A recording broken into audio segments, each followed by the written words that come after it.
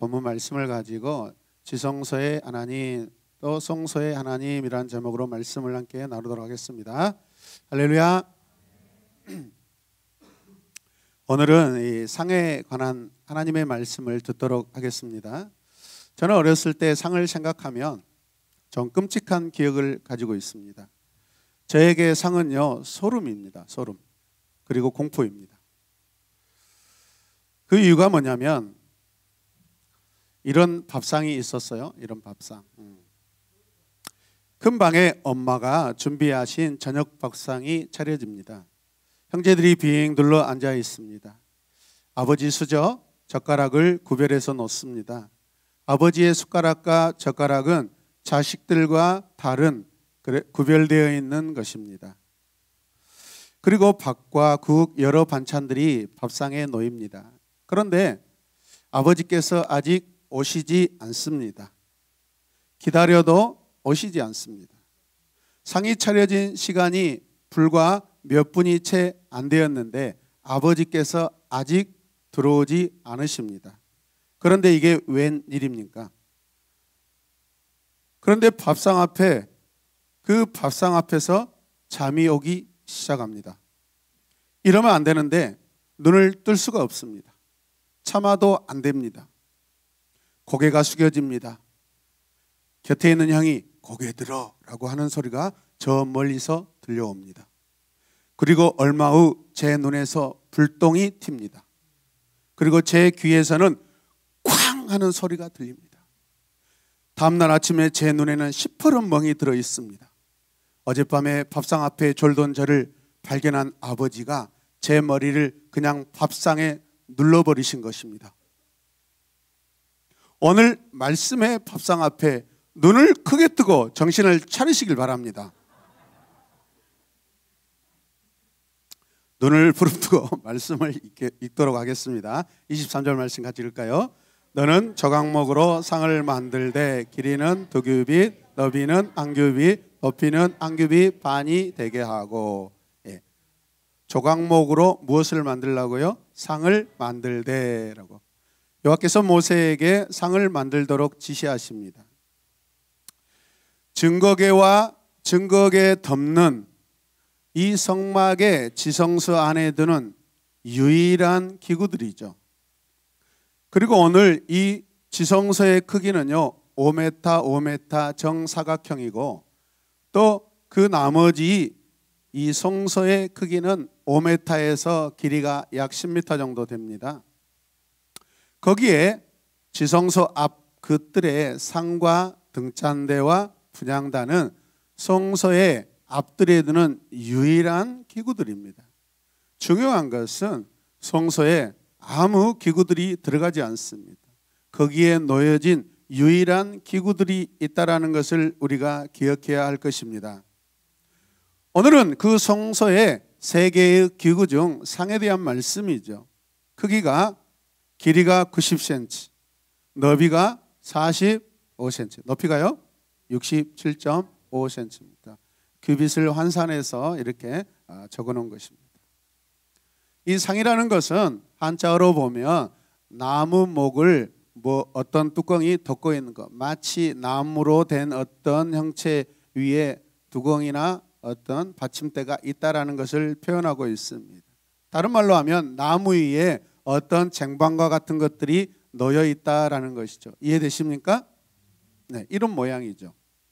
그 다음에 29절 말씀을 보면 너는 대접과 숟가락과 병과 붓는 잔을 만들어 순금으로 만들되라고 말씀하고 있습니다. 상에는 대접과 숟가락과 병과 붓는 잔을 거기에 올려 놓으라는 것입니다. 이것들은 나중에 떡, 향, 등잔기름 그리고 매일 드리는 제사를 위해 아마도 포도주가 담겨 있었을 거라고 생각됩니다. 요한은 모세에게 진설병과 병과 붓는 잔을 두는 상을 만들라고 지금 말씀하고 계십니다. 그리고 30절 말씀에 보면 상 위에 진설병을 두어 항상 내 앞에 있게 할지니라. 상 위에 뭘 두라고요? 진설병. 진열해 놓은 떡을 말하는 것입니다. 그 떡은 언제까지 있어요? 항상 여호와 앞에 있게 할지니라. 아멘. 상은 떡을 차려놓은 곳을 말하죠. 구약 성경에서 이 진설병의 상은요, 여러 가지 이름으로 표현하고 있습니다. 레위기 24장 6절 말씀 보면 여호와 앞, 같이 읽읍시다. 여호와 앞 순결한 상. 예, 여호와 앞 어떤 상이라고요? 순결한 상. 예, 이 상을요, 같은 상인데 순결한 상이래요. 그리고 역대와 13장 11절 말씀에는 또 이렇게 말씀합니다. 같이 읽읍시다. 또 깨끗한 상에, 어떤 상에? 깨끗한 상에. 역대하 29장 18절 말씀을 또 보십시다. 그 모든 그릇들과 떡을 진설하는 상과. 역대하 말씀에서는 깨끗한 상이라고 하고 모든 그릇을 진설하는 상이라고 이렇게 표현하고 있습니다. 그리고 출애굽기 25장 23절 말씀으로 다시 가시면 너는 이 모든 것들을 무엇으로 만들어요? 조각목으로 만들되라고 하고 있습니다. 그리고 그 모양과 그 규모를 말씀하고 있습니다. 여러분, 이 상은요, 증거궤와 마찬가지로 조각목으로 만들라고 말씀하십니다. 그래서 모양이 어떤 모양이냐면 그림을 보시면, 사진을 보시면 이런 모양입니다. 보인가요? 네. 이 상에는 좌우에 6덩이씩 12덩이가 이렇게 놓여져 있죠. 그리고 모양을 보면 그 아래 4발을 가진 작은 상입니다. 자, 그 다음에 말씀을 또 보도록 하겠습니다. 24절 말씀 같이 읽어요. 순금으로 싸고 주위에 금테를 두르고 라고 하고 있습니다. 언약궤 및 언약궤 덮개와 마찬가지로 이 상도 순금으로 입혀집니다. 그리고 장식으로 주위에 금테를 두르게 합니다. 이 상의 독특한 특징은 뭐냐면 손바닥 넓이의 이 한턱이 가장자리로 뺑 둘러서 약간 높이로 올라와 있다는 것이죠. 이 턱은요, 위에 놓인 것이 아마도 좌우 밖으로 미끄러지지 않도록 하는 방지턱의 역할을 한 것 같습니다. 상에 놓였는데, 어떤 물건들을 놓였는데 거기에 제사장들이 어떤 사역을 하는데 그것들이 어쩌다가 자칫 잘못해가지고 실수로 밖으로 밀려서 바닥에 떨어진 일이 없도록 하나님께서 은혜를 베풀고 계십니다. 우리 인생도 마찬가지입니다. 하나님 앞에 구원받은 저와 여러분의 인생은 실수와 그 작은 것들이 있을지라도 아주 넘어지지 않게 하나님이 붙들어 주시는 성령의 보호하심에 금테두리로 우리가 보호받고 있는 줄로 믿으시길 바랍니다. 하나님의 은혜의 손길 안에 우리가 보호받고 있는 줄로 믿으시길 바랍니다. 계속해서 25절과 26절 말씀을 같이 읽겠습니다.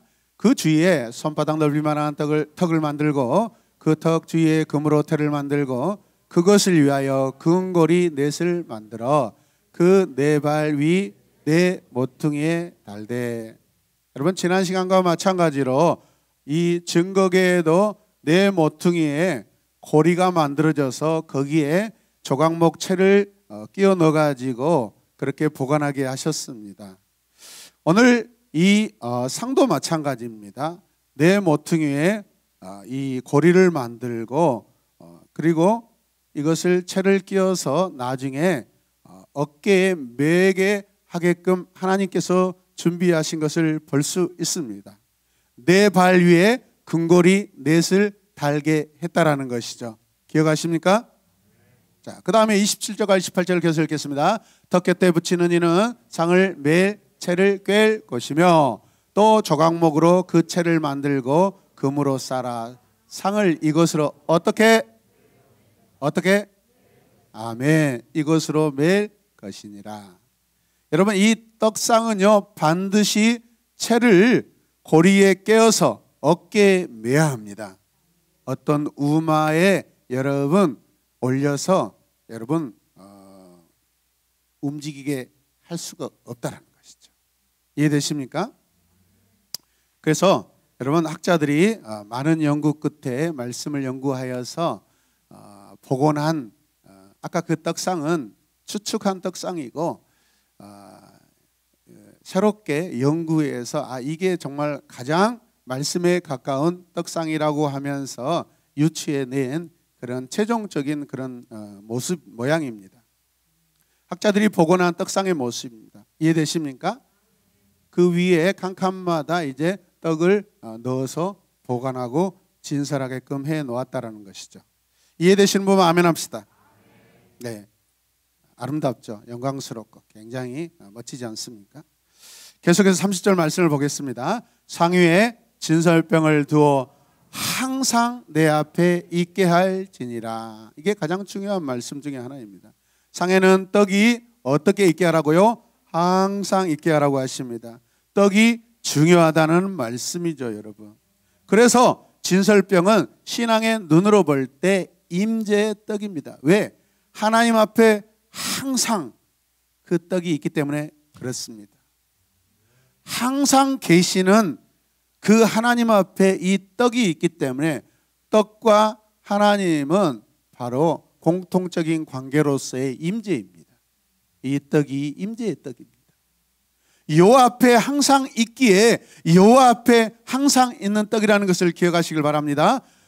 지금 성령으로 충만한 직공들은 부사렐의 지시를 받으며 이 그릇을 설계합니다. 어떤 그릇에는 제단에 피우기 위한 향을 두었습니다. 요한은 레위기 24장 5절에서 9절 말씀에 보면 누룩을 넣지 않는 떡 12개를 그 상 위 칸칸이 넣어서 진열하라고 말씀하십니다. 제사장들은 여호와 앞에서 이 무교병을 먹고 안식일마다 다른 떡, 새로운 떡으로 바꾸어 놓습니다.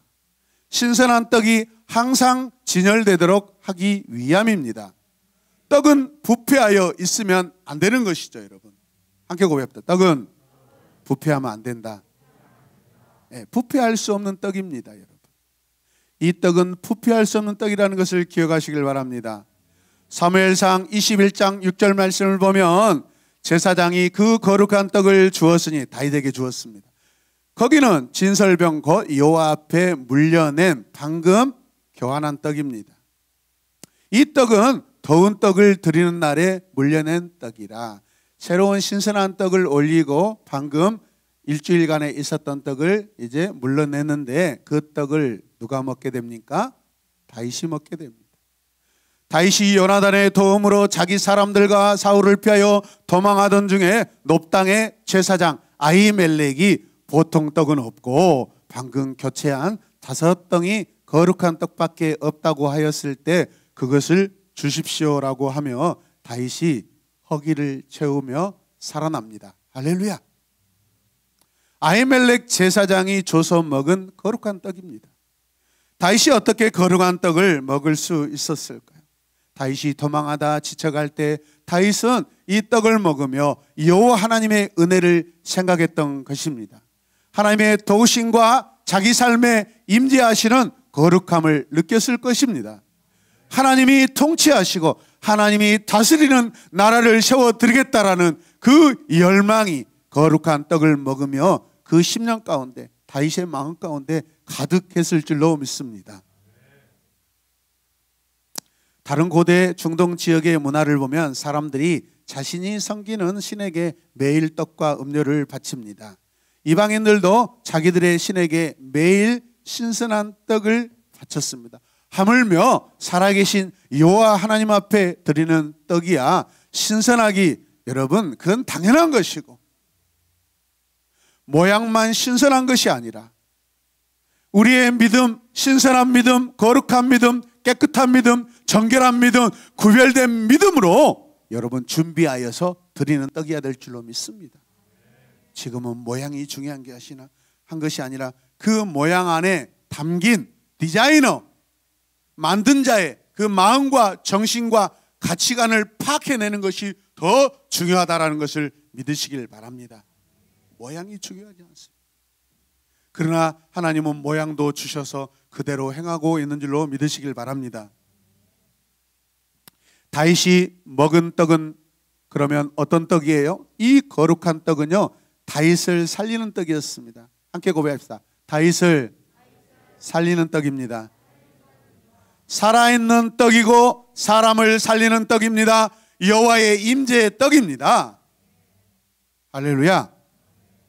오늘 하나님의 제사장들은요, 성막에서 하나님과의 관계의 상징으로 지금 떡을 먹습니다. 떡상에는 방금 만든 신선한 떡을 올립니다.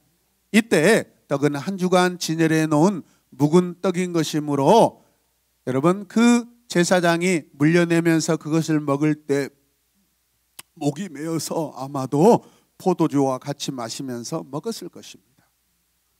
떡과 포도주는 함께 있는 것입니다. 할렐루야. 다윗은 제사장이 먹을 수 있는 떡을 지금 먹고 있습니다.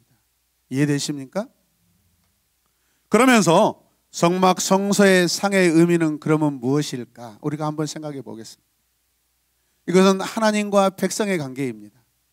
그 상에는 백성을 살리시는 생명의 떡이 지금 진열되어 있고 진설되어 있는 것입니다. 이 떡은 항상 먹어야 하는 떡입니다. 버려지는 떡이 아닙니다. 제사장이 먹습니다. 고린도전서 11장 23절에서 24절 말씀을 마음을 다하여 함께 읽겠습니다. 주 예수께서 잡히시던 밤에 떡을 가지사, 뭘 가지사? 어떻게 하시고? 떼어 이르시되 이것은 너희를 위하여 내 몸이니 이것을 행하여 나를 기념하라 하시고, 나를 기념하래요. 항상 기념하래요. 오늘 말씀에 항상 내 앞에 둘지니라라는 여호와 하나님 말씀과 주님의 말씀은 똑같은 말씀입니다. 이해되십니까? 바울 사도는 성소의 진설 떡을 주님의 몸이라고 고린도전서에서 이렇게 표현하고 있습니다. 그러면서 이 떡을 항상 기념하래요. 항상 기념하라는 것은 이 떡과 이 주님과 백성은 하나라는 것입니다. 주님과 여러분은 하나입니다. 주님과 우리는 하나입니다. 날마다 관계해야 될 줄로 믿습니다. 주님은 신선한 떡이고 살리는 떡이고 살아있는 떡이고 생명을 주는 떡인 줄로 믿으시길 바랍니다. 항상 내 앞에 두라는 말씀과 일맥상통합니다. 여러분 함께 고백하십시다. 상은 하나님과 관계입니다. 상은 하나님의 임재의 장소입니다. 상은 백성을 먹이시는 거룩한 삼터입니다. 아멘. 그 상에서 하나님과 날마다 통행하시는 저와 여러분들 되시길 바랍니다. 오늘 출애굽기 25장 28절 말씀을 다시 돌아가서 읽으면 또 조각목으로 그 채를 만들고 금으로 쌓아 상을 이것으로 뭐합니까? 맬 것이니, 맬 것이라, 매라라고 말씀하고 있습니다. 28절에서 하나님께서 이 상을 옮길 때 어깨에 매라고 하십니다. 매다라는 다른 의미는요, 어떤 의미입니까? 높이 올려드리다라는 것입니다. 비록 제사장들이 어깨에 매지만, 여러분 위치는 어깨에 매지만은 그 의미는요, 하나님을 높이 올려드리는 그 경건한 마음을 가지고 지금 행하고 있는 것입니다. 그런 마음을 가지고 여러분 이 떡상을 옮기라라는 것입니다. 증거계도 마찬가지입니다. 그냥 막 어깨에 메고 그냥 덤성덤성 저벅저벅 걷는 것이 아니라 거룩한 마음으로 거룩하게 하나님을 생각하며 하나님을 경배하며 찬양하는 마음을 가득 담고 제사장들이 높이 올려드리는 그 마음을 가지고 옮기는 줄로 믿으시길 바랍니다. 제사장이 떡상을 살피고 한 주일마다 떡을 바꿀 때 그 떡을 먼저 높이 올려드리고, 여호와여 감사합니다, 감사하나이다, 우리 민족을 살리시고 우리의 민족의 구원자가 되신 여호와여 감사하나이다. 항상 그런 높여 찬양하는 마음이 있는 줄로 믿습니다. 오늘 조각목으로 만들어진 떡상은 하나님 나라 백성에게는 하나님의 영광을 높여드리는 거룩한 예배의 장소이라는 것을 기억하십시다. 하나님 나라 백성들이 여호와를 찬송하는 거룩한 삶입니다.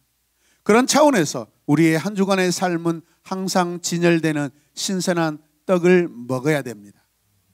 신선한 떡을 올려놓은 깨끗하고 순결한 삶이어야 될 줄로 믿습니다. 부정함이 없는 정결한 삶이어야 합니다. 바로 예수께서 이 땅에 오셔서 계실 때 여러분 행하시고 살았던 모습입니다. 예수님을 닮아가는 삶입니다. 여러분과 저의 삶터가 예수님의 마음을 닮아가기를 소망합니다. 그래서 새로운 사람이 되기를 예수님의 이름으로 축복합니다. 하나님과 그분의 백성된 우리는 거룩하신 임재 앞에 항상 있기를 원합니다. 그 상에는 여러 음식이 있는 것이 아닙니다. 오직 한 음식, 오직 임재의 떡뿐입니다. 생명의 떡만 있습니다. 다윗처럼 하나님을 갈급하는 성도 되시길 바랍니다. 하나님께서 함께 하시는 사람은 자기의 능력을 믿고 사는 사람보다 겸손하고 그분을 의지하고 신뢰한 사람을 하나님이 높이고 그분을 귀하게 사용하신 줄로 믿습니다. 예수님처럼 하나님만 바라보는 우리의 삶이 되기를 진심으로 축복합니다. 성도들에게 묻습니다. 우리 삶은 주님 없이 살 수 없음을 믿으십니까? 한번 고백하십시다. 우리 삶은 주님 없이 살 수 없음을 믿으십니까? 아멘. 우리 이 시간 말씀을 붙들고 함께 기도합시다. 내 삶의 모든 것이 가하나 오직 예수님만 계시길 소망합니다. 주님 없이는 살 수 없는 내 삶입니다. 주님 없이는 살 수 없는 내 가정입니다. 내 자녀입니다. 주님만 내 삶에 오셔서 살아주십시오. 주님만 나의 주인이시고 주님의 통치만 내 삶에 있기 원합니다. 거룩한 내 삶에 생명의 떡인 주님만 모시고 계셔달라고 우리 이 시간 함께 간절히 주님께 기도하겠습니다. 다 같이 기도합시다. 주여, 주님, 아버지여,